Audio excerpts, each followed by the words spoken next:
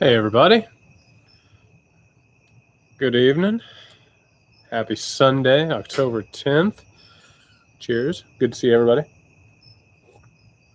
I come to you, a man now in his 40s, and in the 2 weeks since we last hung out, we have watched the American legislative process predictably held captive by special interest, lobbyists, corporate forces, which have bought and sold our representatives many times over, which has been fun and enjoyable and not at all irritating or frustrating or infuriating.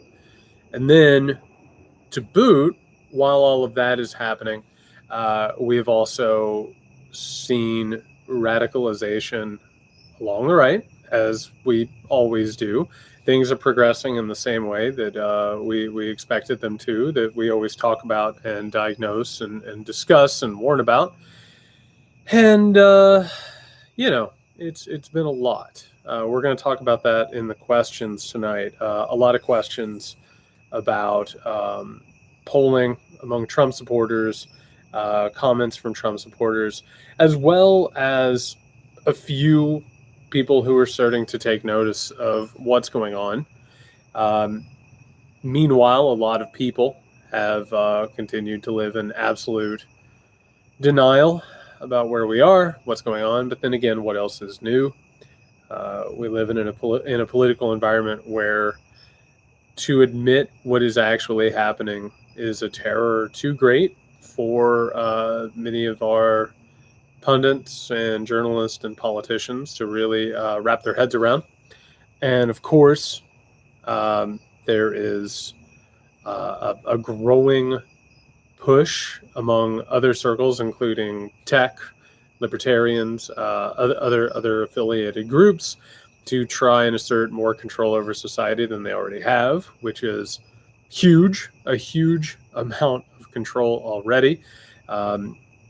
It's gotten to the point where Facebook doesn't even have to apologize anymore for not only destroying democracy, but behaving as if they are a 1960s, 1970s, 1980s tobacco corporation, trying to get kids hooked so that they might, continue using their products and be addicted to them for the rest of their lives. Because why wouldn't you want to do that with your product that has already been shown to destroy democracy, enable demagogues, and, serve as an opening for foreign powers and really, really problematic people to assert control over the process and manipulate them and put us all in danger. So it's a lot of fun.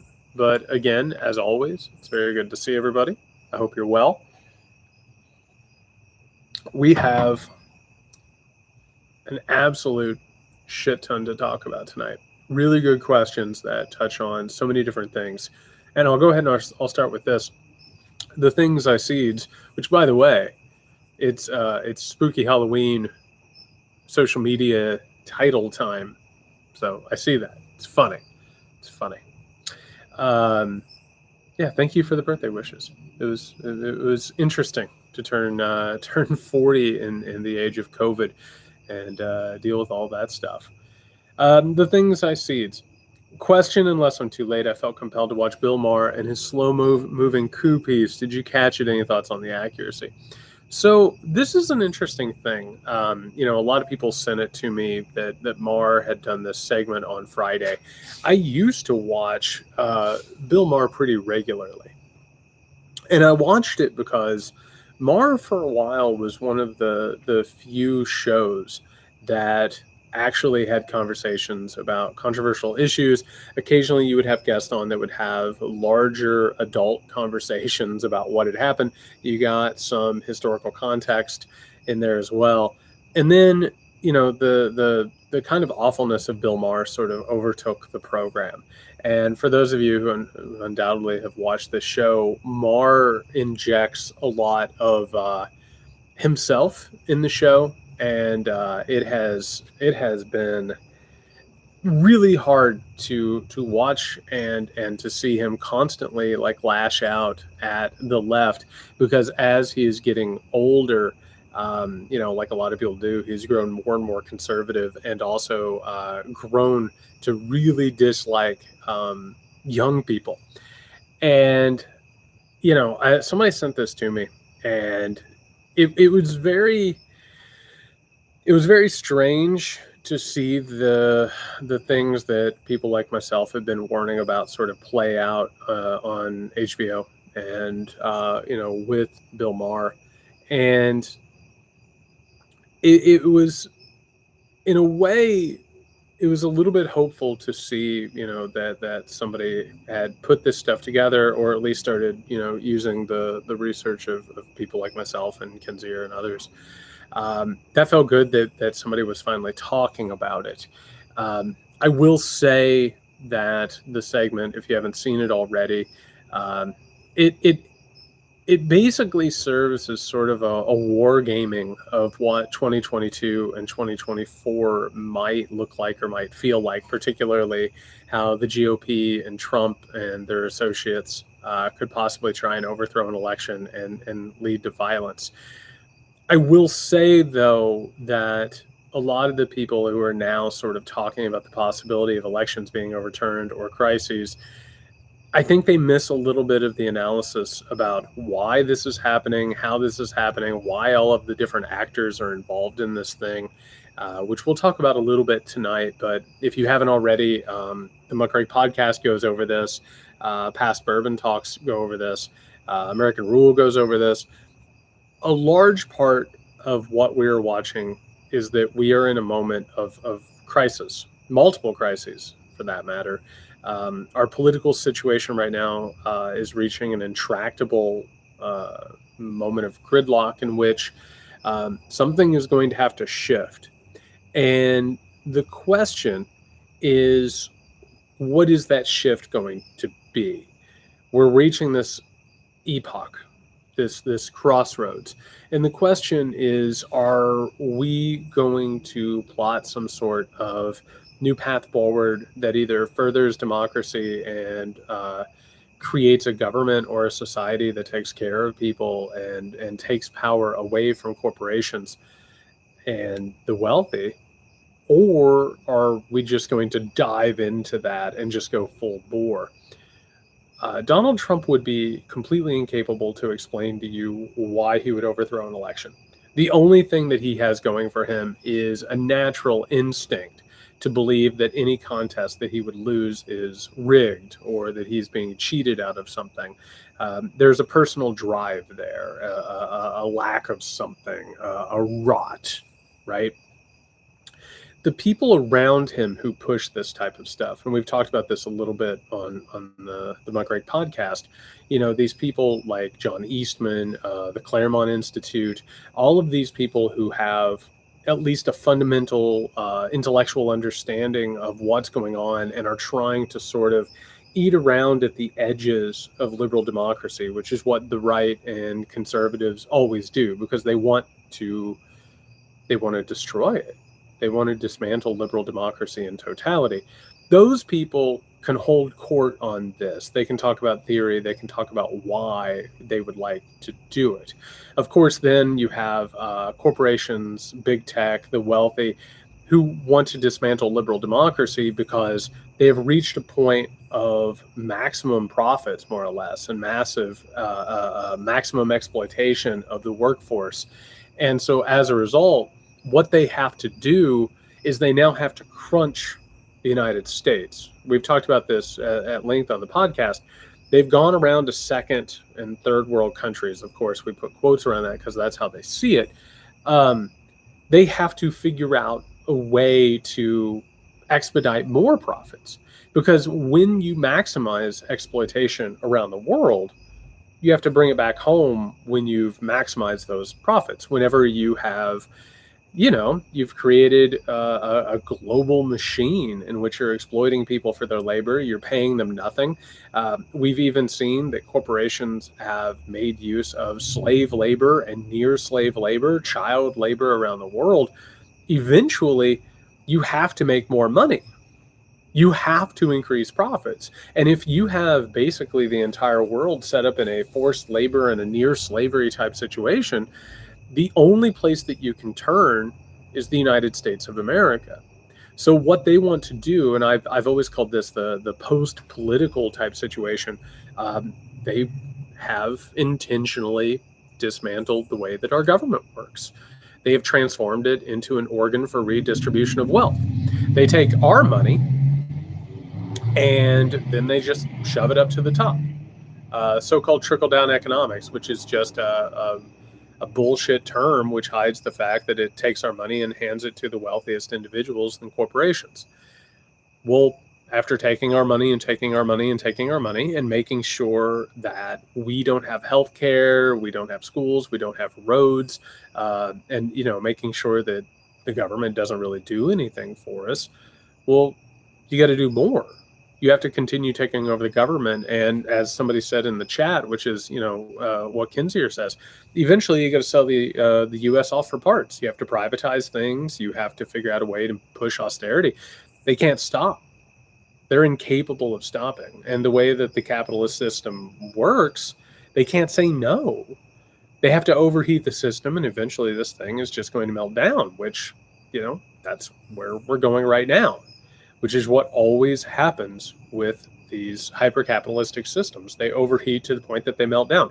People don't have enough money to buy products. They don't have enough money to buy goods. So the next thing you know, all of this stuff falls apart. And somebody brought up Mansion and Cinema.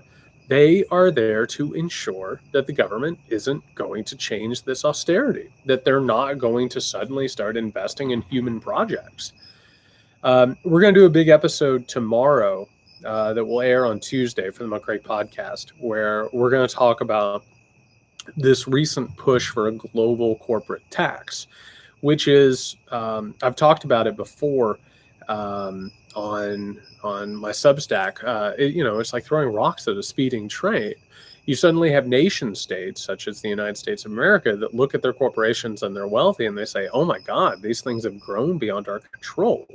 It's like the Gilded Age or the age of the robber barons. We've fed them so much and we've given them so much power and so much sway over our government and economy that they've grown larger than the nation state itself. So eventually, what ends up happening is you have so many incredibly powerful and brash bodies that come together, and they all want to dismantle government. They all want to get beyond democracy or representative government, and they're going to make it happen. You have the Republican Party, which can't win elections anymore. You have someone like Donald Trump, who it's simply to try and fill whatever unfillable hole there is at the heart of him. And then you have corporations that they have to expedite this thing and remove any impediments toward, profit or power. So what is coming together at this point? The writing is on the wall for it. This isn't wild, hysterical, screaming about something that's not happening. Like, this is very clearly taking place out in the public eye. Like, it's not even being hidden anymore. When I started reporting on this a few years ago, like, this stuff was underneath the surface and you had to dig for it. That's not the case anymore. This is the push at this point. And this is what's taking place. The question is, are we going to supply an alternative? Because you can pull this back. You can create a society that actually invests in human projects and make sure that, citizens are entitled. There's that word that Manchin throws around like an asshole. That we're entitled to living lives of basic human decency. So, I did see the video, but just pointing out that there is a crisis, which thank God some people are, because now for years, a lot of us have been sounding the alarms and waiting on others to sort of pick up the thread and understand what's happening. And good for them. Thank you for finally realizing that, this obvious thing is occurring. But simply saying what's happening and treating it like it's some sort of a political game, like they'll do this and then they'll do that, so we have to do this and then we'll do that, that obscures the larger point.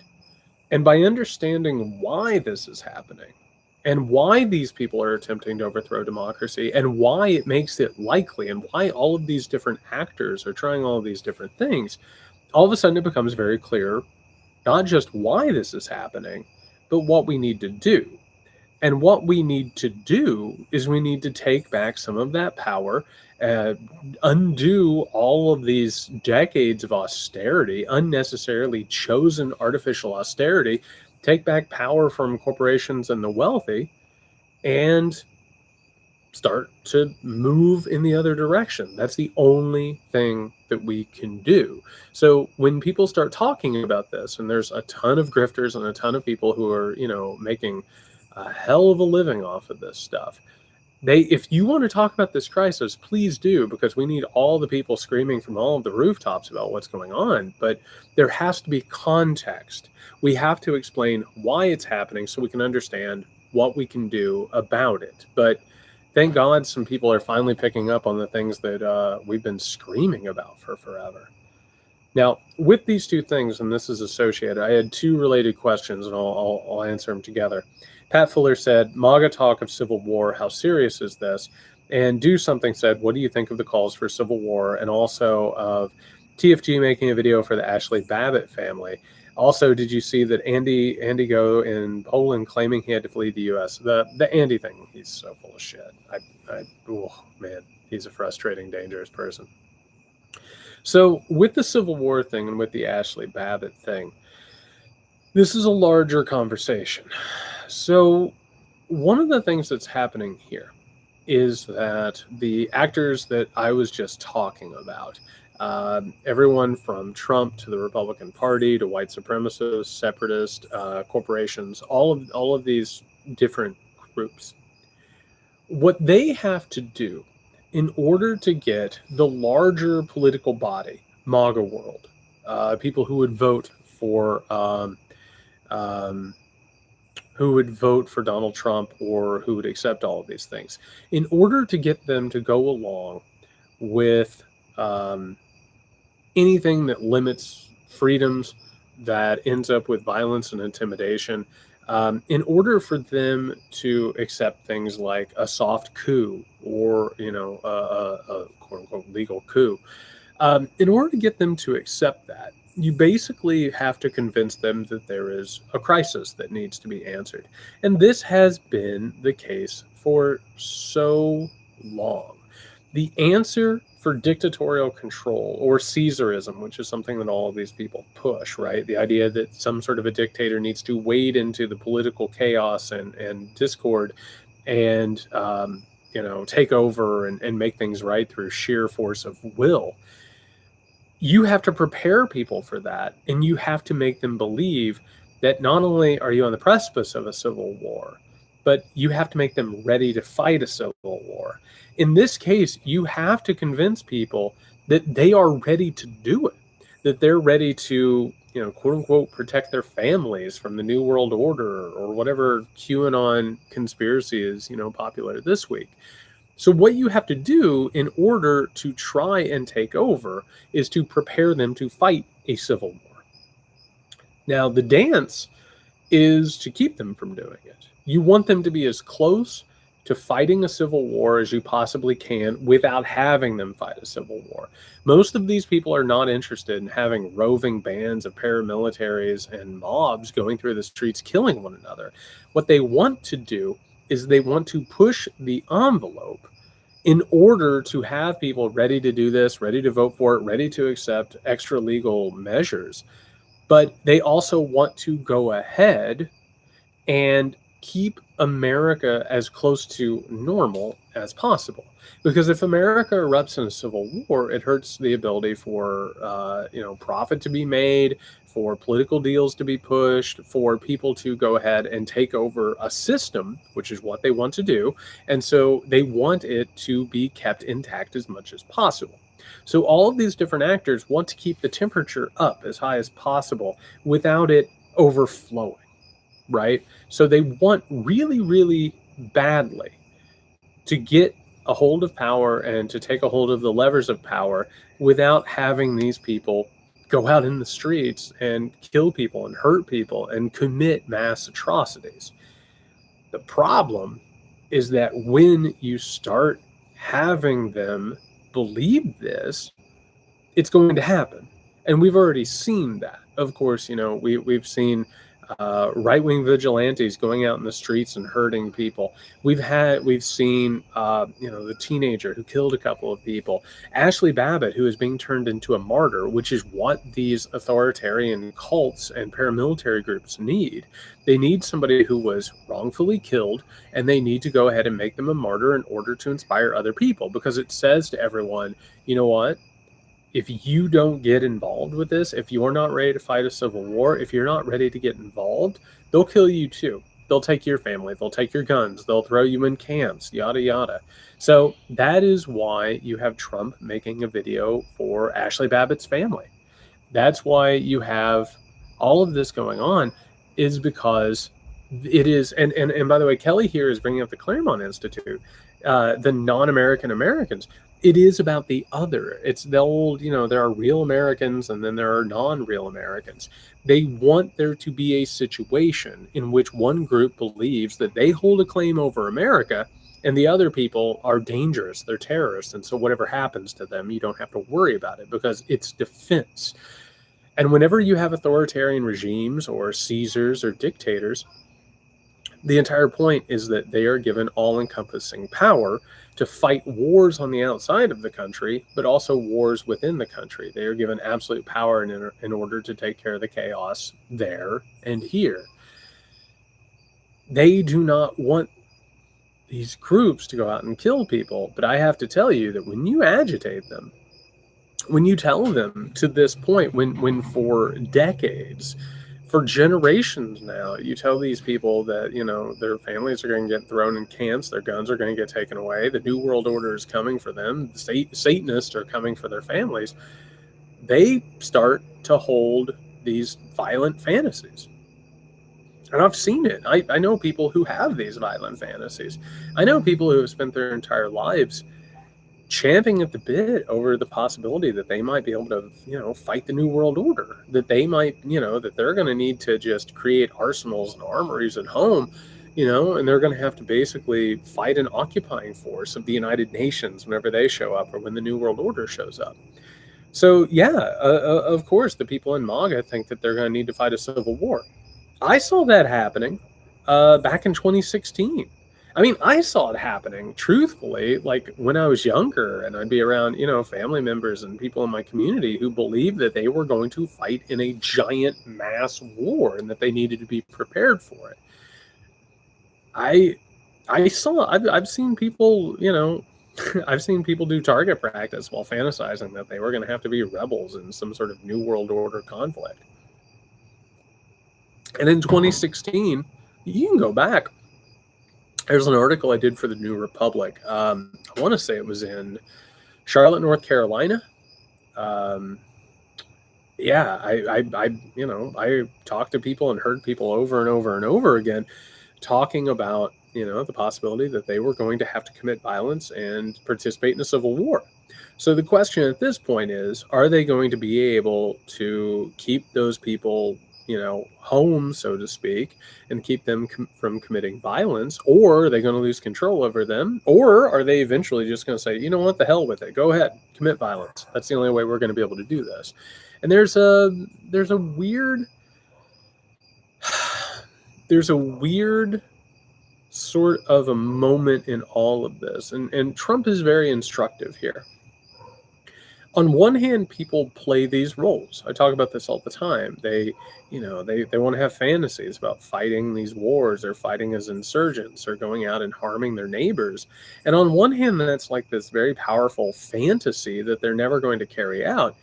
The longer you hold on to those fantasies, the more chance it is that the fantasy will blend into reality and you'll suddenly become the character that you've been portraying, which is what you see with somebody like Trump. And the longer that this continues and the longer that temperature is turned up the way that it is, the more likely that something like this could happen. Now, do I really think that they want a civil war? No, I think it's a lot of bluster. I think it's a lot of posing. I think it's playing a character. But that doesn't mean that it won't happen, because that's how civil wars happen. There's a lot of bluster, a lot of posing, and then it turns into a reality. Now, related, Margaret says, what do you make of the poll showing that most Trump supporters welcome secession? What would that even look like? That won't happen in this regard. The idea that the South is just going to like split off is absurd. Like, you're not going to have a country with just like chunks moving around. Like, that's just not the way our modern economy and politics and society are set up. But what's important about that poll is it shows that Trump and the people around him and that the GOP have pushed this stuff to the point where the MAGA population, the people that support them, they're ready for anything. They really, truly are. Like, they have been, and this is a thing that I've been talking about a lot on the podcast lately, the vanguard, the people who went before and sort of transmitted back the idea, they have prepared them. Like, they have told them for so long and so often that this is a conflict that could potentially lead to the breakup of the United States or violence, that they're just ready. They're literally ready for anything. Their minds have been prepared for literally any action that could end up taking place. So what ends up happening is it makes those things more likely. Because if you are prepared for it, if you have imagined it, if you have visualized it, if you have rationalized it, if you have told yourself a story that makes it possible that you could go out and murder your neighbor or secede from the United States of America, if those things happen, you're more likely to do it. So, like, by this continuing drumbeat of this stuff, it makes it really, really possible. So what ends up occurring is we have momentum that grows, that vanguard that sets the tone, that gives them, the idea. It makes it to where the idea could come to fruition, which is why, and I was just talking to a guy about this the other day, that's why things like QAnon are so dangerous. Like, you might forget that QAnon existed at some point. Like, one day you might be walking around and you're like, what was the name of that thing from the internet with all of the supposed child abuse or whatever? And you might not even hear the name QAnon spoken again. But the QAnon phenomenon was a vanguard. It prepared people. It gave them the framework. Oh, the government has been taken over by satanic traitors, so I can't trust what they say anymore. And literally anything that happens, including a military coup and mass executions, anybody who does that, anybody who listens to that, is prepared for anything that could possibly happen. So I think that's the frightening thing here. Trumpism is fascism says, as a longtime brand marketer, I keep saying that we're going to lose to fascism because the Dems are horrible at marketing, at message, at narrative, at consistency, reach, and frequency. Do you agree, and what can be done about it? Yeah, I think the Democratic Party has lost the ability to communicate a larger message of focus and movement. What we're seeing with Manchin and Sinema, I think, is really indicative of a larger problem, which is something that I've been writing about over at Dispatches from a Collapsing State. Manchin and Sinema, of course, declare themselves as Democrats while they are neoliberals who push corporate power and the redistribution of wealth from the bottom up. Well, the fact that they are Democrats, they're not going anywhere, they're not leaving the party. The fact that they are Democrats means that the Democratic Party has no real cohesion to it. There's not really a plan at any given point. And you'll notice this whenever the agenda got rolled out by Biden, or even when it happened with Obama. Suddenly there is a giant debate among all of the factions of the Democratic Party about whether or not this should be supported, whether the votes are there. Immediately the Democrats start winding back the amount of money that's in there. They start, chopping up the agenda and the investment. And part of the problem in all of this is that there is no cohesive message and or brand. And these moments of cohesion throughout, especially modern American politics, all you have to do is you go back and you look at Franklin Delano Roosevelt. Of course, there you brand it with the New Deal. Later on, with Lyndon B. Johnson, of course, you have not just civil rights, but the Great Society. Um, the Democratic Party has lost the ability to speak in a unified tone, some sort of a larger program, which is what they need.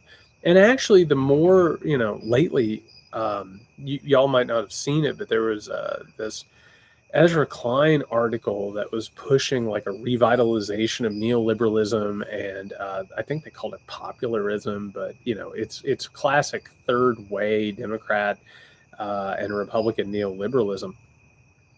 And basically, the problem at this point is that the Democratic Party doesn't have something that they can say, hey, you know what? If you vote for us, this will happen.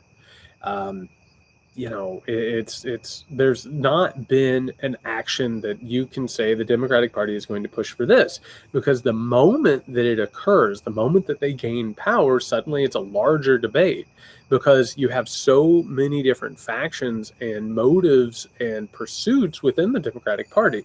So no, the hope I think a lot of people had was that Biden was going to install some sort of discipline or give some sort of a larger grand vision. And yeah, that's exactly right. Sue says they represent everybody from right to left, because Republicans are so far off the political spectrum that the Democratic Party is center right all the way to center left. I mean, the umbrella is almost impossible to really vocalize. So, the question at this point isn't, do the Democrats sort of, poll over and over and over again and figure out what the electorate wants. The Democratic Party, if they want to be successful, if they actually want to do something, they need to give the public something that they can rally around, something that can go ahead and define them as a party and as a movement. This is what I'm voting for. This is what will happen. And in this case right now, and I said this, I think I did a live stream. I was drinking a beer and complaining about Manchin and Sinema. At this moment, with Manchin and Sinema holding the agenda completely hostage, basically what you have to do is you have to say, hey, you know what? I can't pass what needs to happen. In 2022, I need a mandate. I need something large, right? I need this, and this will happen. But the Democratic Party is really afraid of being linked to a project, because immediately, and it doesn't matter what the project is, Biden's agenda is not, leftist. It's not socialist. It's a drop in the bucket that is a start to beginning to answer decades upon decades and a generation of austerity. It's not radical, not even a beginning of radical. But they're terrified that the moment that they, start talking about investing in human projects, that they're going to be painted as liberals and communists and socialists, which is what will happen. But you just got to hold your nose and say, hey, call us whatever we want. We're going to start doing things that are going to make people's lives better, and we're going to depend on that. But as of right now, the Democratic Party is failing in order to brand itself. Like they have no idea how to do it at this point. And we'll get to more of that in a second, of how that happened and where we're at. Chris C., speaking of the Democrats, seeing as the Democrats are incapable of getting things done, historically, when this is the case, that means the responsibility to make change falls to us. How close are we to seeing mass public action, in your opinion? Any advice for those of us trapped in the MAGA territory? So, first and foremost, the advice for people trapped in so-called MAGA territory. One thing to remember is that every state is changing. All of these Republican strongholds are really in trouble. I live in Georgia, where not only did it elect two Democratic senators, it went for Joe Biden. We're actually currently seeing a push among these, people like the Claremont Institute and these other right-wing groups. They're trying very hard to peel Republicans out of California and get them to move to Texas in order to reinforce that state, because Texas is moving to the left, and it looks like it will probably turn blue at some point. So that's a project that they've been pushing very hard recently. It's it's one of these new projects that is sort of coming along with all of this Caesarism that they're sort of going crazy over. So what I would say, for people who are stuck in MAGA country, do the work. The desperation there among the GOP, particularly because they don't have electoral viability any longer, is that they either have to undermine democratic institutions or they have to overrun, localities on top of just the regional bodies. You got to work, you got to organize, you got to find the other people, and really find the people that you can work with and that you can build something with.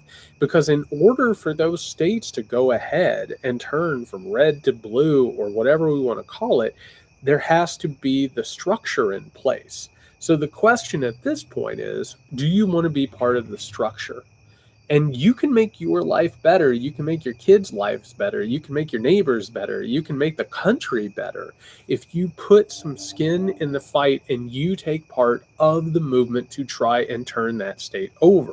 So I understand, again, as somebody who lives in the state of Georgia, where the Republican Party is losing its mind and is aggressively pushing against democratic institutions in order to try and save itself. Things are getting worse. And they're getting worse because they're getting desperate. So what I would say to anybody in a red state right now is work to be the change and set up the structure that will go ahead and push for something new. In terms of mass public action, I think that there are a couple of things that could possibly set off mass public action.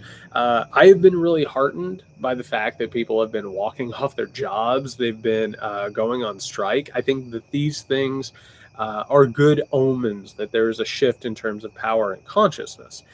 But I only think that there's a couple of things that would lead to mass action. The possible overturning of Roe v. Wade, the overthrow of the government. I think that there's a possibility that these things could inspire that. The problem with the United States of America is that we are very busy. We are completely exploited. And as a result, we're terrified of losing our jobs and losing even a scrap of what it is that we have in red states. They're currently passing laws or have passed laws that make it possible to run over protesters, or if you get arrested for protesting, which will happen, you'll not be able to go get loans, you'll not be able to go to school, you'll not be able to do this, you won't be able to do that. Also, we are, a consumer society, and many of us are very busy buying things and living a consumer's lifestyle. So right now, America is soaked through and through with that, and it would take a lot to create mass action. But that's not to say that it can't happen, because all it takes is a spark.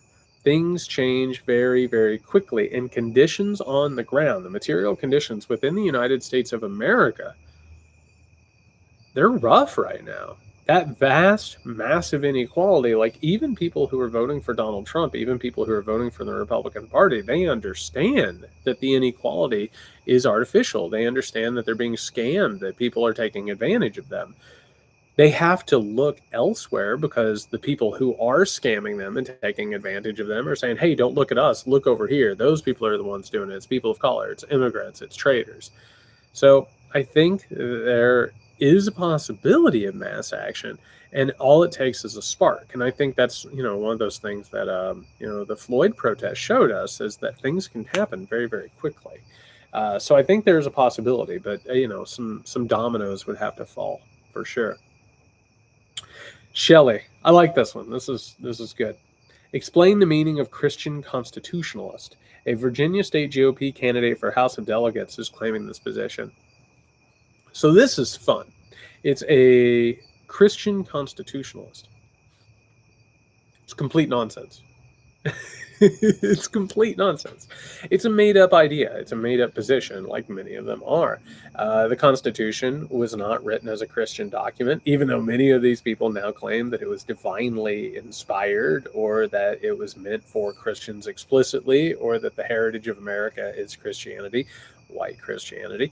It's complete nonsense. It's no more true than, all these talks, which I've enjoyed this quite a bit.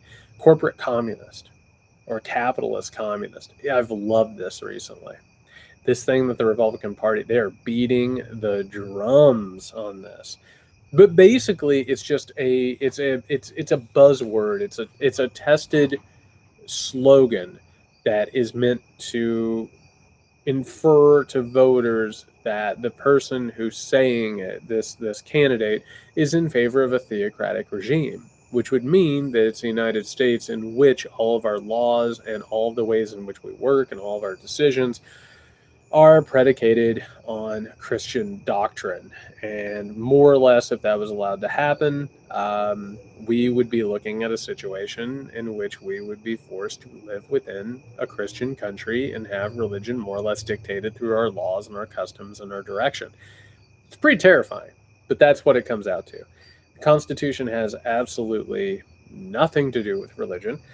The founding fathers wanted to erect a wall between religion and the secular world because they looked at Europe and they saw how Christianity was tearing the European world apart.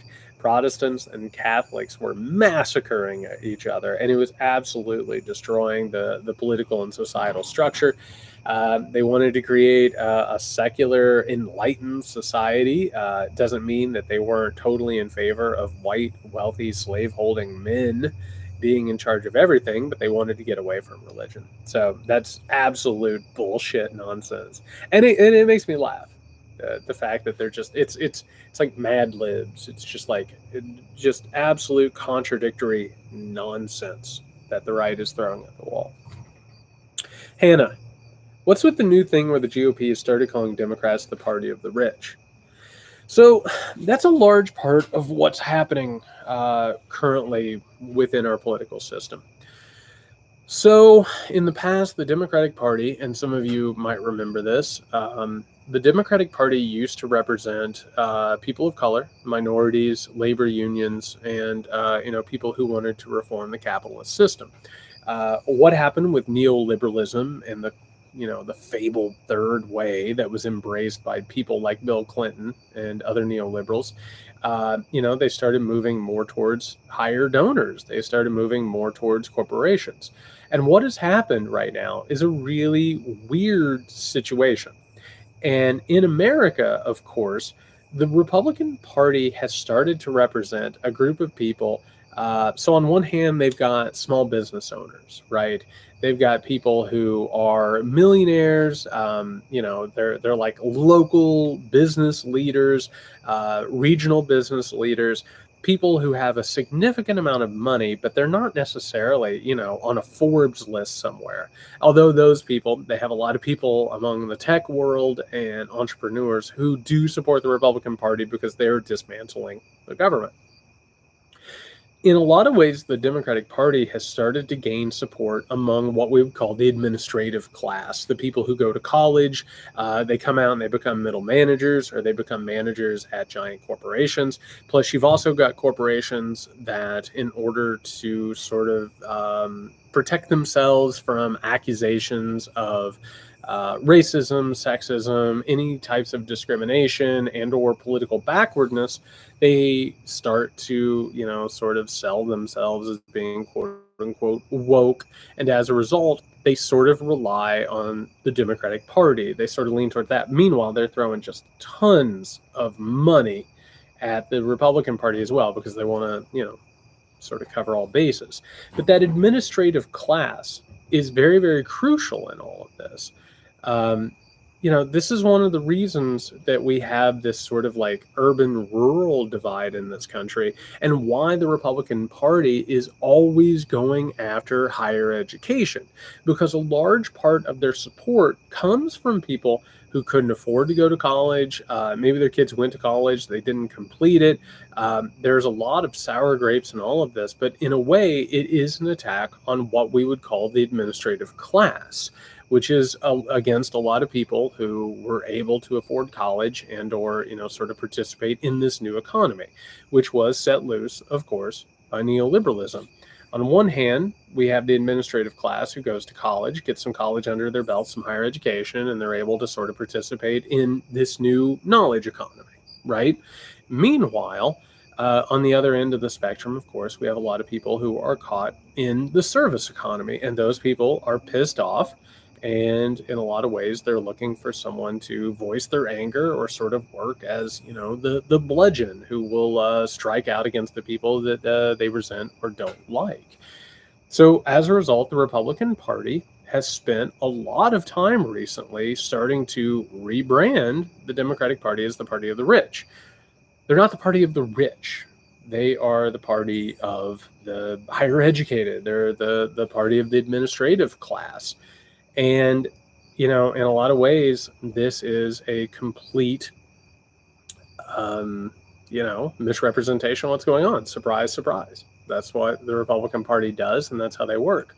But in a large way, it's them voicing the frustration or pretending to voice the frustration of the same people that they are exploiting and using, and then saying, hey, those people over there have your money, they have your power. Stevie, don't know if I've heard your take on Yang's third way wannabe forward party. You've already discussed, feel free to ignore. I have not talked about this. I'm not shocked. I mean, Andrew Yang was never actually a Democrat. We can have a conversation about universal basic income, whether or not it's a good thing, whether or not it would push us in a certain direction.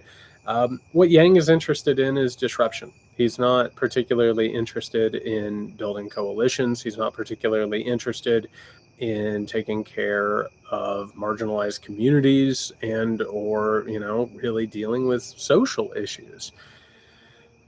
What he's interested in is disruption.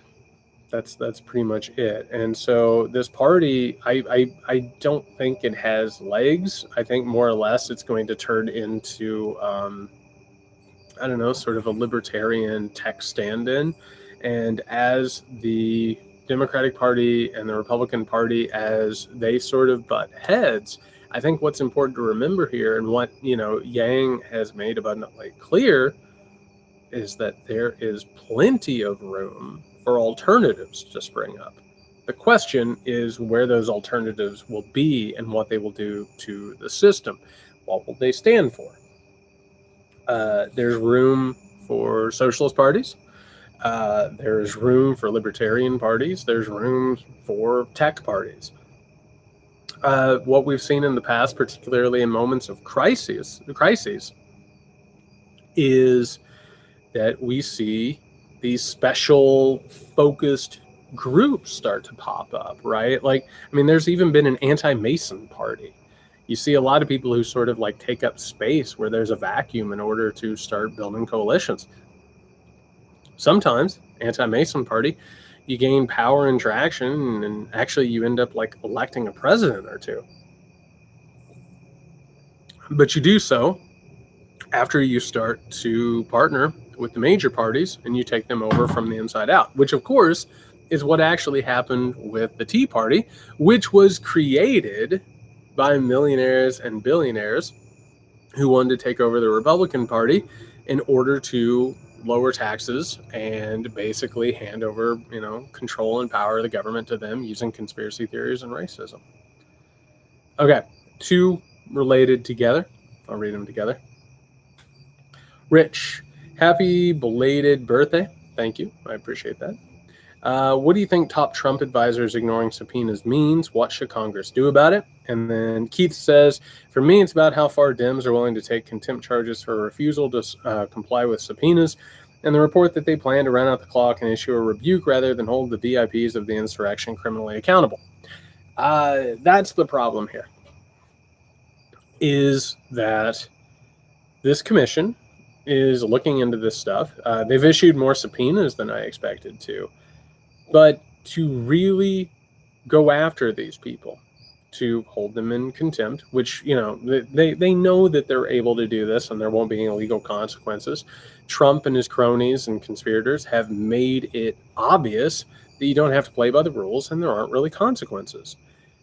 In this case, for the committee to actually go after people, for people to be charged, for people to be held accountable, that is going to look like political retribution. Even the people who were arrested at the Capitol, the people who broke things, the people who helped assault officers and stole things, not just trespass, they stole things, they destroyed things. Those people are already being framed by the Republican Party and the right as political prisoners. the more that they go ahead and actually hold people accountable, arrest people, the more that there are penalties against them, the more that it will actually push the right and the Republican Party to sort of claim more political prisoners, or that it's political persecution. And they believe it'll raise the temperature and there will be consequences to it. I personally think that you have to hold them accountable, that there have to be legal repercussions. And unless you start hauling people's asses in front of the commission and making them comply with these subpoenas, you are simply making it clear that this will happen again. If people are not held accountable for January 6th, it will happen again. And next time they'll overthrow the election, or they'll kill more people, or they'll hurt more people, or they'll interfere with the government and, you know, the electoral process. That's just the truth of it. You got to quit playing around with this stuff. You got to start doing something. You got to actually hold these people accountable. Harry, I bought the American Roll paperback for my stepdad. Hey, good. Thank you. Cheers. I appreciate that. And thank you, by the way, to the people and the support for American Rule. Y'all have been very kind. It's been doing really well, and that's thanks to you. I am really, really grateful. You make it worth it to write these books and do all this work. I am exhausted from work, I'll be honest with you. I'm writing this new book, and it is it's kicking my ass. Taking up a lot of my time, and I am the thing that keeps me going is the kindness and the support. So I really, really appreciate it. Thank you. So Harry says, I bought the American Roll paperback for my stepdad, who's a Trump loyalist through and through, and I think it's already made a difference. We're reading it together. It took me so much to get him to agree to do that, and neither of us can believe all this shit we didn't know. What surprised you the most, and what did you end up thinking after writing it? You know, I knew American history had a lot of hidden stuff that I was going to find as I did the research. But what I didn't understand before I started doing the actual research on this book and getting knee deep in actual American history and how this country was founded and how it's been run, I did not understand the mythology of the weaponized mythology. I didn't understand how the story that we told ourselves about American exceptionalism, about American heroics, manifest destiny, America as, you know, the world's protector of democracy, freedom, liberty, and equality. I didn't understand how much that wasn't true, and how much that had been weaponized. I knew, or I thought, I should say, that it had been bastardized at some point, that it had been sort of turned on its head, because how could you get Donald Trump if that was true, if America was exceptional?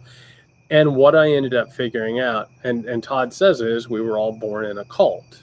And, you know, the religion of American exceptionalism is a hell of a thing. And finally coming to the understanding of how that was created and how that has been used, to be honest with you, it changed everything for me. It opened the door for me to understand who we are and who we have been, but it has also made it very clear to me what we can do about it and how we can change and how we can fight, and how in the past people have been able to, you know, really start to make a difference in all of this. So first and foremost, Harry, thank you for reading the book. Thanks for giving it to your dad or stepdad. You know, that's one of those things. Like, I've heard from a lot of people that book has sort of went ahead and made things clear, because it rejects that sort of traditional narrative of how American history has worked and politics has worked, because it's a bullshit mythology. It's not true.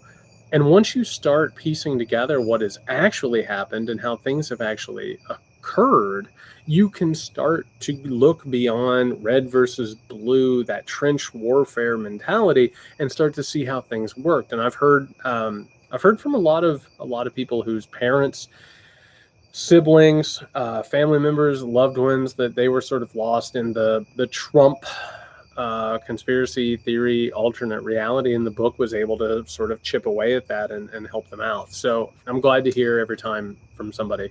If it's happened with you, let me know. I really appreciate hearing that and knowing that, because that's one of the reasons that I wrote that book, for sure.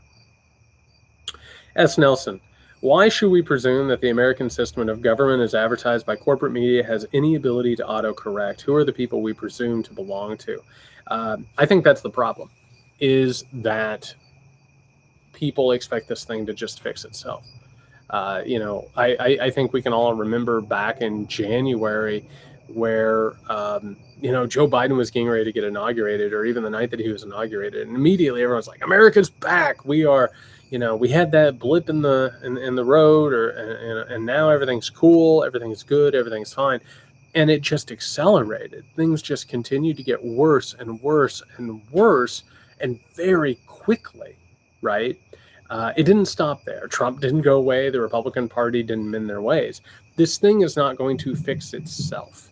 This thing is going to grow worse and worse and worse the more that we live in denial that it's actually occurring.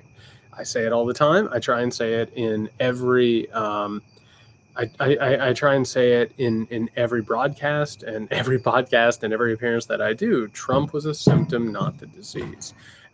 This thing's not going to fix itself. And the corporate media that you're talking about, they are either well in on the grift and they understand that, or they are so lost in their own delusions and their own sort of reality, right, where they have power and they have influence and they have, this platform, that they are unable to see what they are a part of. So, yeah, absolutely. It's not going to fix itself. We have to do it. Which, by the way, is what this entire situation with Cinema and Mansion shows us. This situation is not just going to fix itself.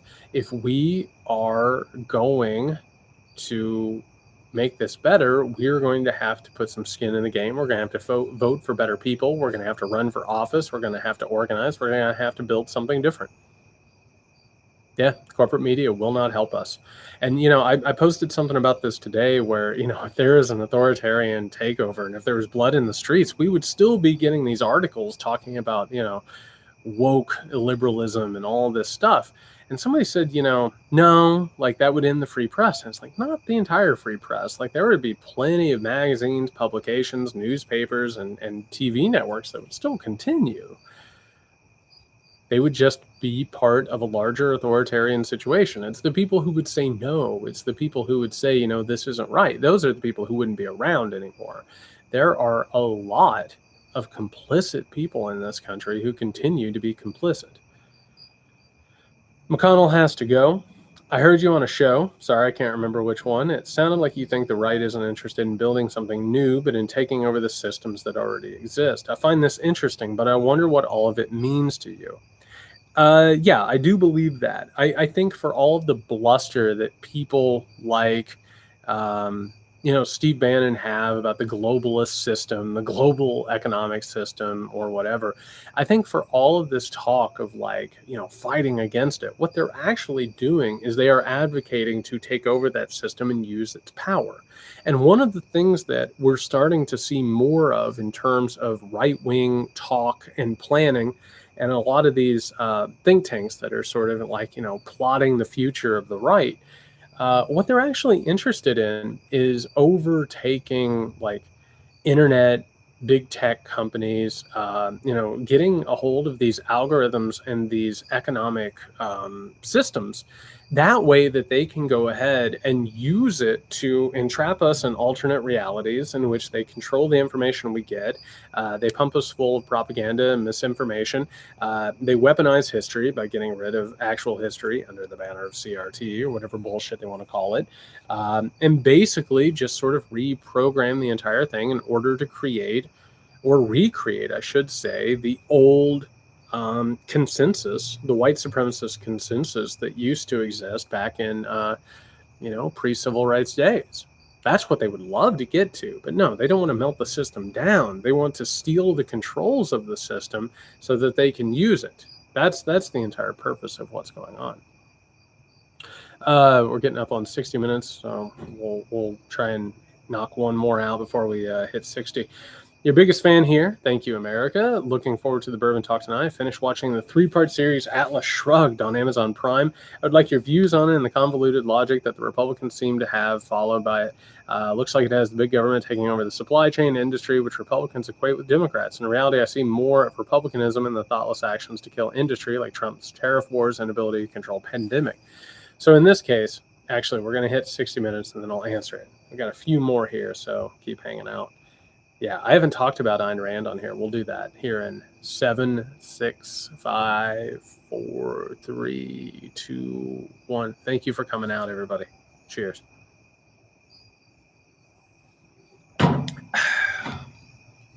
These things are fun. I really enjoy being able to do this. Just sit on my back porch, drink a bunch of bourbon, and talk some sense with some good people. Really appreciate you all. Appreciate you more every time we do this. So Ayn Rand basically was able to turn the old ideas of Adam Smith, the idea that capitalism and world systems work based on selfishness. She was able to sort of frame personal selfishness as opposed to any sort of system in which we took care of one another, provided for one another, recognized the humanity of other people. She fought against communism, and as a result, she created this self-serving, absolutely selfish, awful philosophy that infected a lot of people. And the truth was that Ayn Rand couldn't even stay true to her actual philosophy. It was all bullshit, and it was basically put in place to emphasize capitalism over so-called communism, and it's absolutely awful. The truth is, as much as the Republican Party likes to talk about free markets, what they actually are interested in doing, again, going back to the previous question, is controlling markets, because they believe in a natural hierarchy. They believe that there are certain people who are better, smarter, more talented than others, white men, who come from wealth, by the way, hereditary wealth and power, that they are better than everybody else, and as a result, the entire system should be tuned to helping them. And so the entire purpose of the right wing has been perpetuating and protecting those hereditary hierarchical ideas. So it's never been real. The reason is because they can say, oh, we need to have free markets. The government shouldn't do anything about the market. That's to ensure that they won't be taxed. That's to ensure that there won't be regulations. That's to ensure that labor unions and solidarity movements will never hurt production. It's a scam. It's always been a scam. And it's an absurd, childish, selfish scam that was never actually real. The entire point is that this whole thing has been about perpetuating hereditary, hierarchical wealth and power. That's it.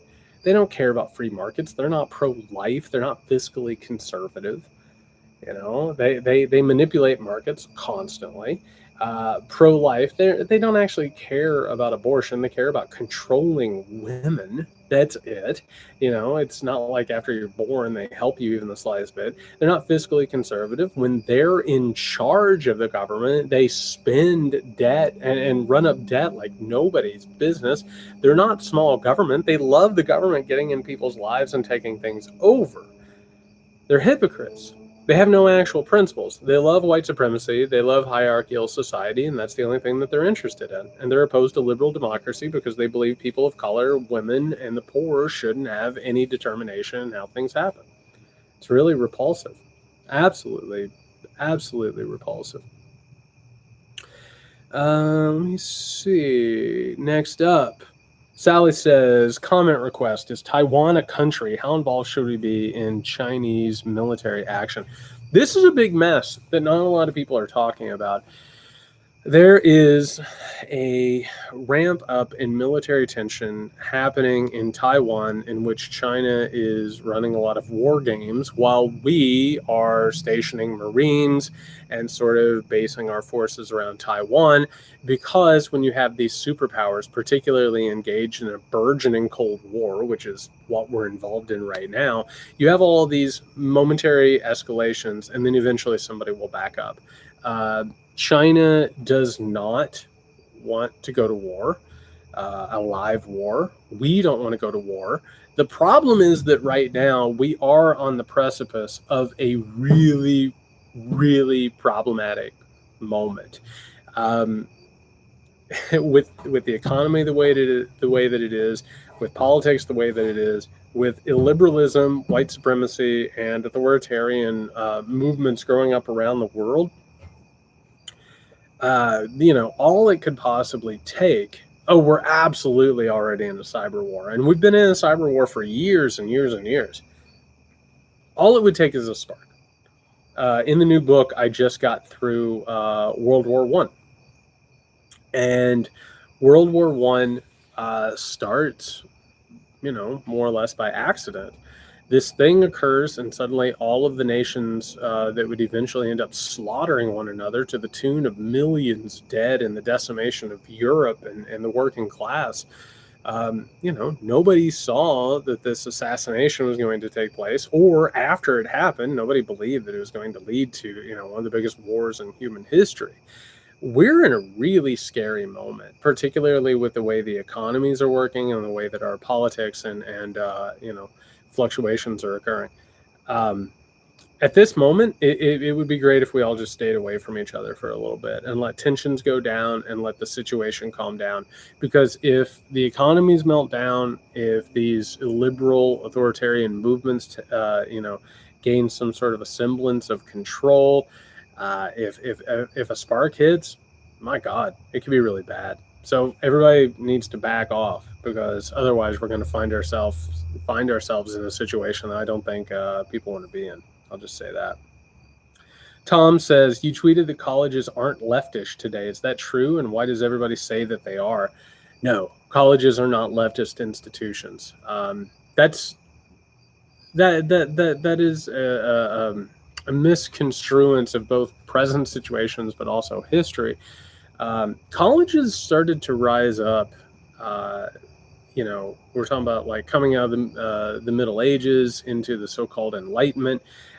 This is one of the moments where all of a sudden the wealthy and the affluent started sending their kids to colleges so that they could basically, be administrators, going back to what we were talking about as, industry and capitalism started taking shape.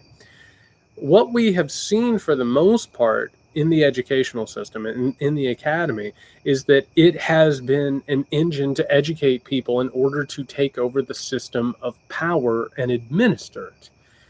What we've seen in America, and what a lot of us consider to be the academy, is post-1960s, 1970s, anti-war, so-called hippie movements.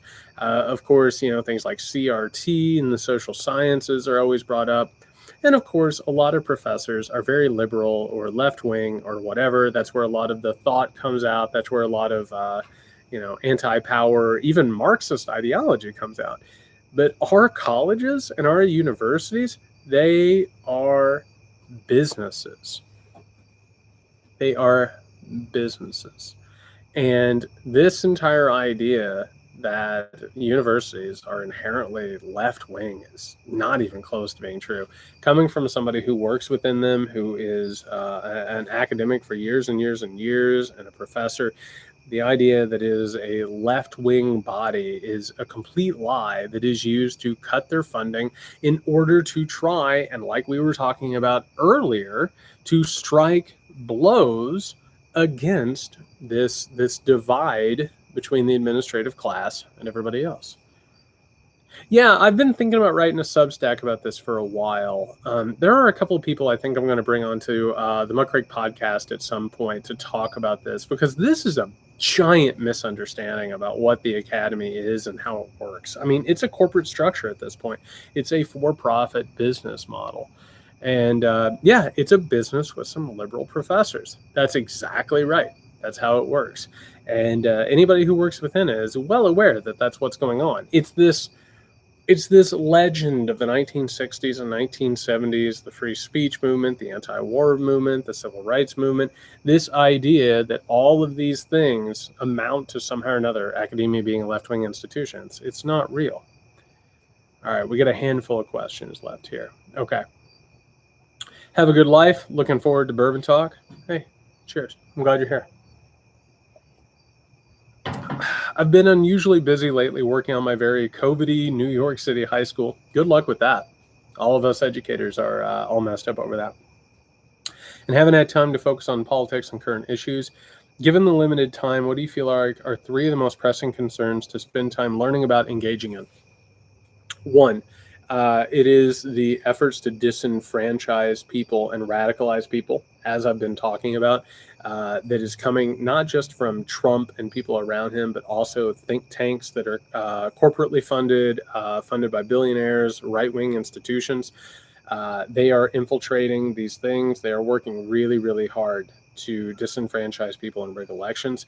Those same people are also working to overthrow education institutions. They're trying to take over school boards. They're trying to take over curriculum around the country.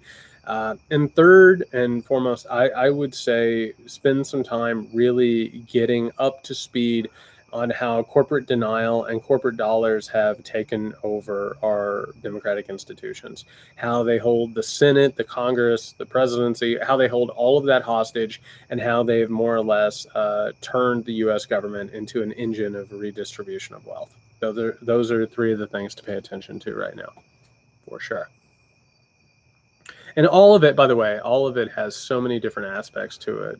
Race, gender, the fate of LGBTQ, Americans, like all of these different things, labor union, solidarity, those things are all intertwined in that as they're being attacked by these different bodies and these different think tanks and you know, right-wing institutions. All of it comes together in that. Sheila S. I don't know how to ask this, but here goes nothing. When you were reporting from Trump rallies and telling everyone in 2016 how bad things could get, I thought for a second that you were overreacting, and now I see I was wrong. I appreciate that. How did people in the media and politics react to you in person, and what did it feel like? Thanks for what you do. That's interesting. So the media, the people that I was working with, they expressed concern over what Trump represented and what he could end up being. But they were also very focused on the profit that Trump represented. He made them a ton of money. He got them a ton of ratings. He got them a ton of clicks, a ton of advertisement dollars. Many of them were more concerned about the possibility that Donald Trump going away could hurt their bottom line. That's the honest to God truth. They also didn't want to throw around words like fascism. They were really afraid that it would make them seem hysterical, and to accurately report what his supporters were saying and wanting and pushing for, they pushed back on a lot of that. The politicians I talked to admitted that this was happening. They knew both in the Democratic and the Republican Party that this was occurring. So when I talked to them, I'd have conversations about it. I would trade missives back and forth. And as we did that, they admitted that they understood that Donald Trump represented something larger than himself and more or less an existential threat. So the media was more afraid about losing money if he were to lose, which they thought he would. And the political class understood that if he was able to win the election and gain power, that it would represent a significant threat. And that was Democrats and Republicans, both. All right, two more. Earl Browder. As I get older, there's basically... Oh, no, I was saying, I think, congratulations on getting older, I think. There's basically no opposition to the right wing now, neither the Democrats, and no surprise, but an opposition that existed a year ago. Has legal weed basically destroyed any opposition? I'm joking. In 1930s, people marched to support FDR to make him accountable. Now nothing. I don't care anymore. So I think there is opposition. but expecting it to come from entrenched power, that's not where it's going to take place. It's going to be grassroots. It's going to be you and I talking about this, and all of us sort of coming together and supporting one another and engaging in solidarity. That's where it's going to come from. And I think that the more that we're able to talk about this and the more that we're able to organize and start coming up with some alternative for the future, the better off we're going to be. But looking for entrenched power, I don't think it's going to come from there. All right, last one. Dory, I got my Patreon fixed. Hooray. Hey, congrats on the Patreon. It's patreon.com/muckrake podcast. For those of you who aren't over there, we have been killing it on the Patreon episodes lately. I did an episode a couple of weeks ago about the history of neoliberalism. You should check that out. I was pretty proud of it. I didn't know what it was going to be. Nick was out of town, so I had to do it myself. But I was pretty proud about the results. We've thought about opening it up for free, but yeah, go over and support us. It keeps us ad-free. It keeps us editorially independent. That's patreon.com/muckrake podcast. I got my booster shot on Friday. Hey, cheers. Spent all weekend sick as a dog. I hear that. My vaccine knocked my ass out. Knocked my ass out. Worth it. Knocked my ass out. But I am on the mend. I am on the mend in my rebuffed COVID armor now. Cheers to that. Absolutely. I have an important question for you. Do you pop a new bottle of bourbon every week? No. I don't pop a new bourbon every week. So this week I got Larceny, which I had opened earlier.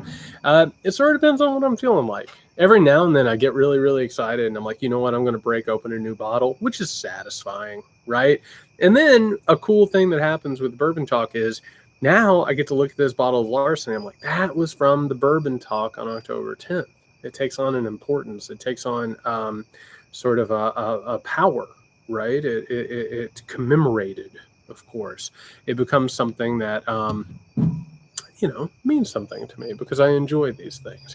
But that would be an expensive habit, just constantly buying bottles and then opening them up for Bourbon Talk. And then I guess not drinking them anymore. That would be an expensive habit. All right, everybody. So that is the show for this week. I appreciate you all hanging out. You are the absolute best. I have to tell you again that I appreciate you more every time that we do these shows. Your support is what keeps me going. It's a hard political environment, not just with growing authoritarianism and radicalization in this country, to talk about this stuff, to call it out, to focus on it. Like to live in an environment where I'm getting threats, I'm getting targeted, getting stalked, basically having my safety sort of called into question. And meanwhile, a lot of people do not want to admit that things are happening. And I have to tell you that having a community and having people who support me, it has made all of the difference. I was telling the patrons of the Muckrake podcast, I think last week, it's been incredibly rewarding to have people there, and it's made all of the difference to me. So I just want to say thank you again. I've been doing this now for 5 years. I just realized that a little while ago. I started going to Trump rallies back in 2016. I didn't know what I was getting myself into. I sort of got thrown into the deep end of the pool and had to learn how to swim as it happened. And I've learned how to swim, and many of you have been there all along the way. And you picked me up. You made me feel better. You made me feel loved and supported. And I just want to say thank you again. And I just want to say to finish this thing off on the right way. We're going to win this thing. We're going to make the world better. We are going to win this battle. We're going to turn back the forces of authoritarianism and radicalism. It's going to take a lot of work, but we can do it together, and we're going to make a better world. We're going to make a better, more human world. And I believe that. And I believe that because of you. And I believe that because you are kind and thoughtful and intelligent and passionate. So I just want to say thank you very much. Cheers to victory. I'll see you in a couple of weeks, all right? Be good.